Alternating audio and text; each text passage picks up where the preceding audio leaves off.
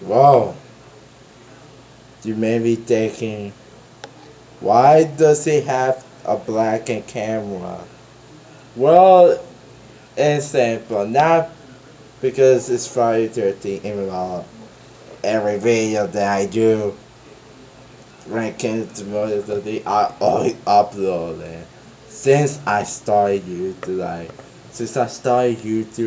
I upload video when every video that is on Friday the 13th. Since the beginning. This is no different. This and this video, it will make even more creepy, more scary. It said this is the 10th anniversary. The reason why this is look like this. The reason is the passing away of the loss of one of WWE's greatest ever. Well, not the biggest, not one of the biggest, but one of the great like in-ring performers. And almost felt like he could have been like a woman leader. And that is Eddie Guerrero. Now Eddie Guerrero, man, when I think of the guy, I mean, when you think that he had a whole package, I mean, when I saw this guy wrestling, especially his early WWE match, especially during his mid WWE matches, um, from 2003, most specifically late 2003 or 2004. Um, when I watched some of his stuff, I did catch on some of those stuff. Um, it was really truly to see this guy, and yet, and the funny thing is, he just was another guy WCW completely screwed the push with it. I mean, he says the funniest too. Where everybody can agree that it was boring. See, it happened on a Monday Night War DVD where he said it was getting voicing NWO. It was really, yeah, because it turned into out invaders and it turned into a huge group, and it became boring. When you start to see that when NWO, because NWO 96 was huge and it was great. In 97, well, it was still here because by 98 it was too much. And, and reunited to 1999 and then 2000 was the huge mistake. But get off that, but anyway, I watched the promo that he cut when he told us that he quit WCW. I think you can tell he was going to WWE. And he did like a year late, or a year and a half late. And that was, one episode. And, he ran, he almost won some major titles in WWE. If you really think about it, this guy was the cruiserweight. I don't remember if he was a cruiserweight champion or anything. I know him was saying, I know his brother Shower was, but I didn't know that Eddie. I don't think he was a good, but he won the tag team title with Shower with Eddie, with Shower with Ray. Um, Specifically those two. He won the Intercontinental title. He was the very first United States champion, and then and then he later on became WWE champion, which what is one of the greatest moments of WWE, one of the greatest tyrants ever. I mean, when you think that you would never think that they could have been the champ. And this was the same guy who got fired like in 2001 because of some issue, and then 2 3 years later he's winning the top main title of the company. Um, uh, it's like it's like wow, this is a huge special moment. And his title run, his WWE title run, I think it was good. It was very short, but but it was only like how many, like 4 months, like a 4 month title reign this guy had, and he was a, I think it was like this good champion.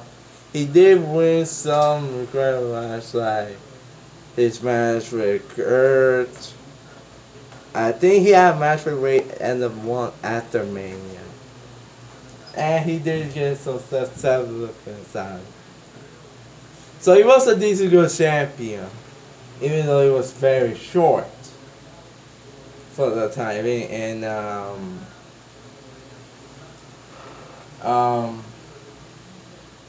and I remember when they turned 80 here to that thing. I remember when they turned heel.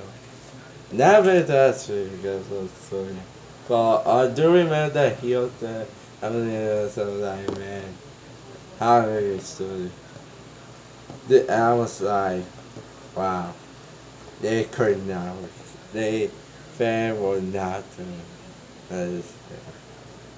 And even 2005, it was like, even though I would get this, Adrian did a tremendous job of doing the heel today.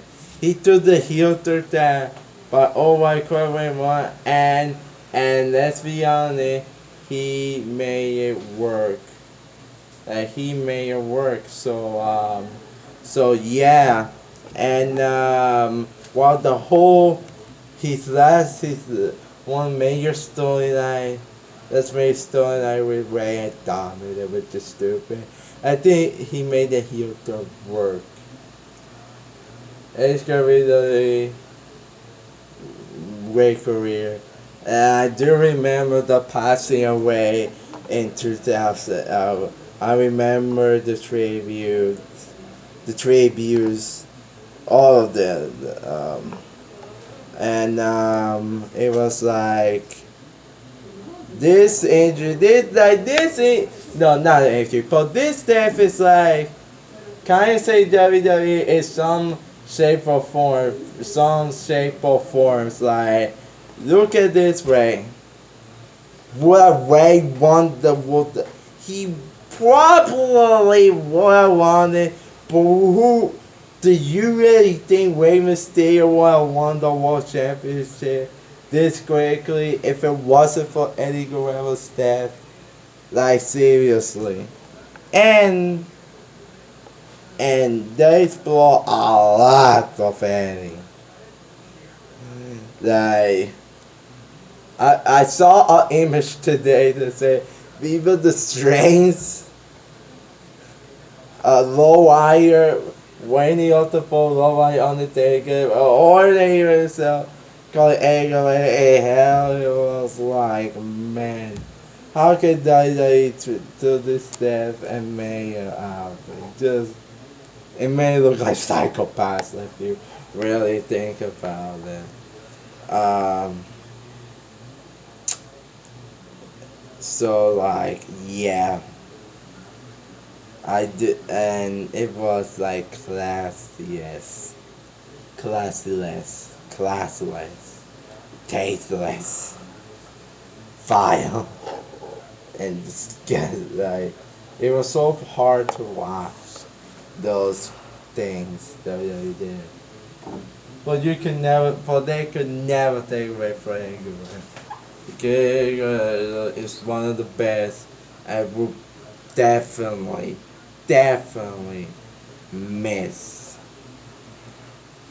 I do remember last night I did When I read, I was like, and the fact he was 38 years old and died, it made even the more sad because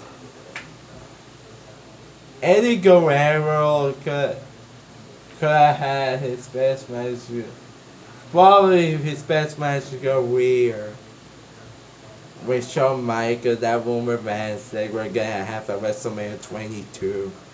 It would have been amazing. A 5-star match guaranteed. And 2020 will probably be Eddie's best win year because his last pay-per-view match with Batista, it showed that he was still at the top of his game while growing more older. He was still at the top of his game, and was like he left us way too soon. So yeah, that's it. Eddie one of the best. I hope you ride and low wires and at the sky and say Via the RAZA. So yeah, super level side like subscribe. Comment about your favorite Eddie Guerrero memories and matches down below. I have so many and I put this message. Hashtag thank you Eddie.